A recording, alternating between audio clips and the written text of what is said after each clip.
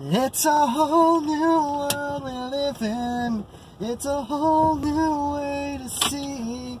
It's a brand new place with a brand new attitude, but you still gotta catch 'em all. Be the best that you can be. Welcome to StillerBros at the Movies, ladies and gentlemen. And yeah, that's our favorite Pokemon theme song. Because it's the best Pokemon theme song. Damn straight. Welcome. So today we are going to see Detective Pikachu, the first ever live-action theatrical Pokemon movie. Yeah, weirdly, Japan even hasn't jumped on that, and they are constantly making their anime into live-action movies. And they're constantly making Pokemon movies, so you think that eventually they would just, like, eh. But, yeah, first ever live-action Pokemon movie, and our history with Pokemon is light. We weren't Pokemon guys, but kids. Pokemon was like, we were like 6 when the Pokemon craze was at its peak.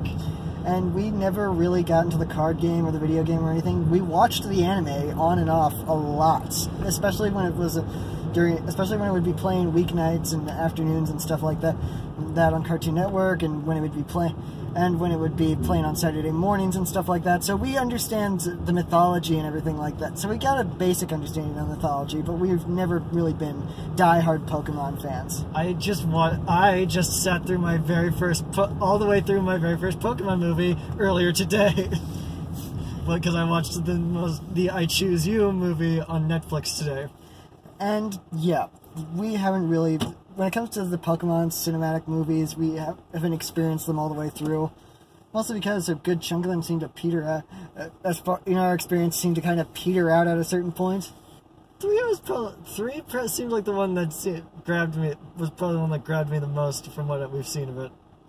But we're not talking about those today. Today we're talking about the fact that Pokemon is getting an American movie after years and years of work. But it's not based on the anime, it's not based on any of the main series video games, it's based on a spin-off video game. Detective Pikachu. And playing the role of Detective Pikachu is always the lovely, the incomparable Mr. Ryan Reynolds. It's kind of weird that casting Ryan Reynolds as Pikachu almost seems like the kind of thing that they'd do in a Saturday Night Live sketch back in 2009, if they had announced they were making a Pokemon movie around that time. Yeah. Where it would just be like they jokingly cram a bunch of celebrities into the roles. But we're here. This is a real thing, and people legitimately got excited for it. Especially when the first trailer came out, and we saw our first glimpse of the title character, and it was just mind-boggling how great it looked. Yeah. Yes. I mean, even the new Sonic trailer that just came out pretty much showed just what we could have gotten with Detective Pikachu. And it baffles me that the Detective Pikachu trailer came out around the time that they probably would have been animating the stuff that was going into that Sonic trailer.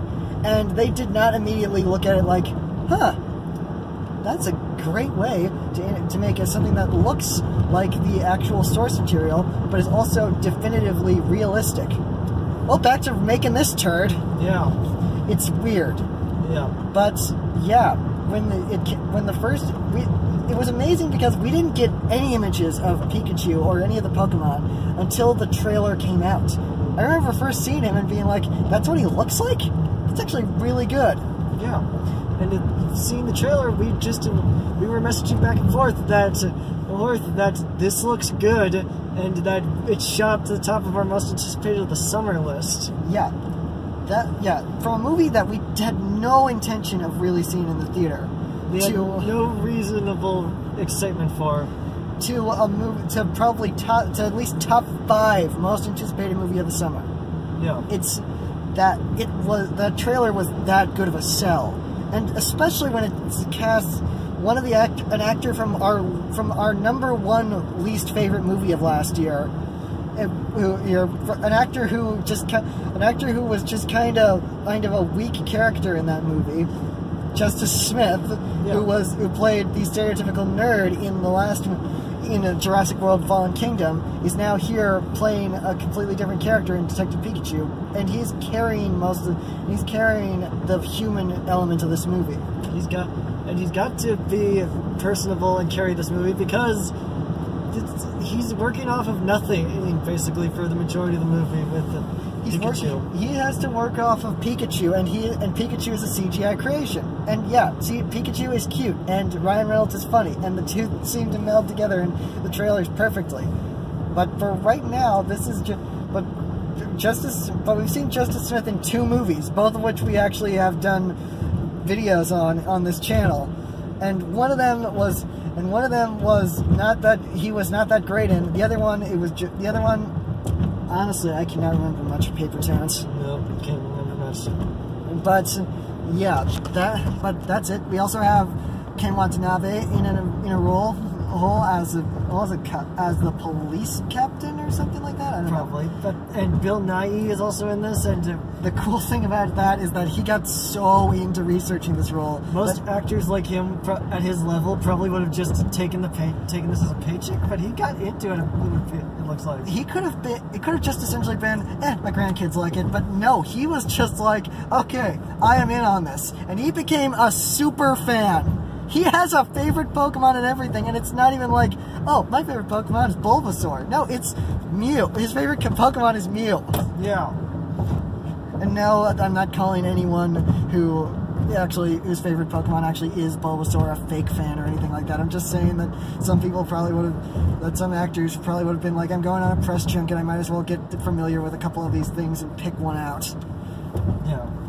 But yeah, that's how committed he is to this role, which we do not know much about because we don't know anything about this movie. We have not played the Detective Pikachu game. We have not looked into spoilers or anything like that, so we don't know how accurate this is going to be to the actual game it's based off of. Yeah, and we got Rob Letterman, who is an animation guy, and he did the first Goosebumps movie, so we know it's going to be, which was very entertaining, so hopefully I'm expecting that level. Yeah. In the long run, this is going to be an interesting thing because it's a video game movie. It could also technically be an anime movie, but it's a video game movie nonetheless because it's based on a video game and not any bit of the anime. And we will see just how interested we are as very, very casual Pokemon fans. Yeah.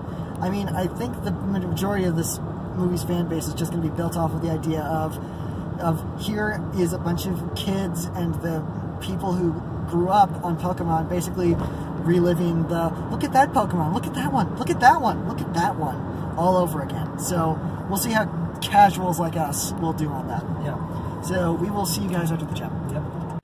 So that was really, really good. Oh yeah, it was. Alright, so let's talk about this. It's so good to see the Pokemon are all well made. It's great. It's really one of the best things about it is to see them in motion in ways that you don't really see in an anime where they're kind of like limited to a TV budget and everything like that. So you get to see Pokemon kind of moving around in real interesting, really like they're actual animals. Yeah. So you get stuff like Bulbasaur is excitedly bouncing around whenever a hound and all kinds of other stuff. The world feels really well made when they just randomly sprinkled Pokemon throughout the whole world. Like we were like almost 5 minutes into it, and I was like, I want to live in this world. Like this looks like a world that we could live in, and I want to just live here. This looks awesome. And it doesn't hurt that the Pokemon are designed in such a way that they are adorable for the most part. They created them in a way that they can be like real, that they look like real animals, but they also look so close to their original designs that you can clearly tell that these were created for somewhat of a photorealistic idea. Yeah. And through it all, you also get these. And through it all, you also get certain things like there is a certain Pokemon we will not spoil, but it turns out if their powers were transferred into real life, that would be terrifying. Yes. And so that's something. We also we actually have a lot of stuff that would be very interesting in real life, and obviously they had to do a little bit of adapting because obviously the show doesn't touch too much on this, but how a world with Pokemon is different than a world without Pokemon. Yeah, so because of the way that the city that all this takes place in is laid out, they're not doing the whole gotta find, gotta catch, collect every single Pokemon. But it's still the Pokemon universe, so they pretty much established that the Pokemon are just what animals are here. Yeah. And along the way, we get to how they're used in everyday life from all this, because the whole setup is that the city they're in, that no one catches Pokemon or fights them or breeds them or anything. It's just they kind of live in the same general areas. Yeah. And while the characters aren't exactly big, well fleshed out or anything like that, there's certain moments where you get some good character. It's got a lot of heart to the movie's got a lot of heart to it. Like, it builds on these relationships between like the main character Tim and his dad, and Pikachu and Tim and Pikachu, Tim and Catherine Newton's character Lucy. And there's all these other... We get to build off these characters, and obviously we get some pretty fun stuff. Justice Smith is probably one of the standouts, but Ryan Reynolds obviously runs away with the whole movie. It's just every scene that the Pikachu is in it makes the movie just a little bit better.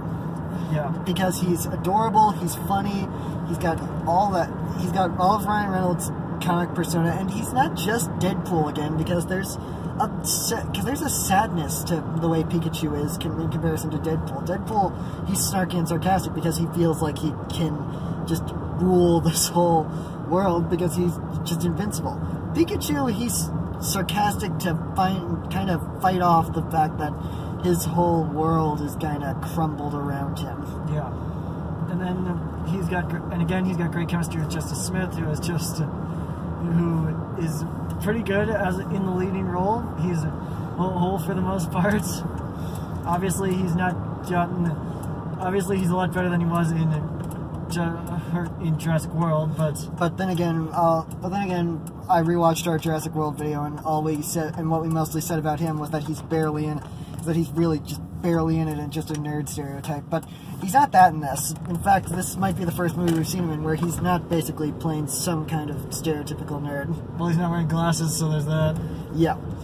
And him and Catherine Newton play well off each other, and the second her side duck showed up, I was like, already a better movie than better Howard the Duck movie than Howard the Duck. Yes. Now, Bill Nighy's character is very interesting. Yeah. I get the feeling that they're kind of doing some... I don't know what the comment is between him and his character's son, but I don't know. Maybe I'm reading too deep into it.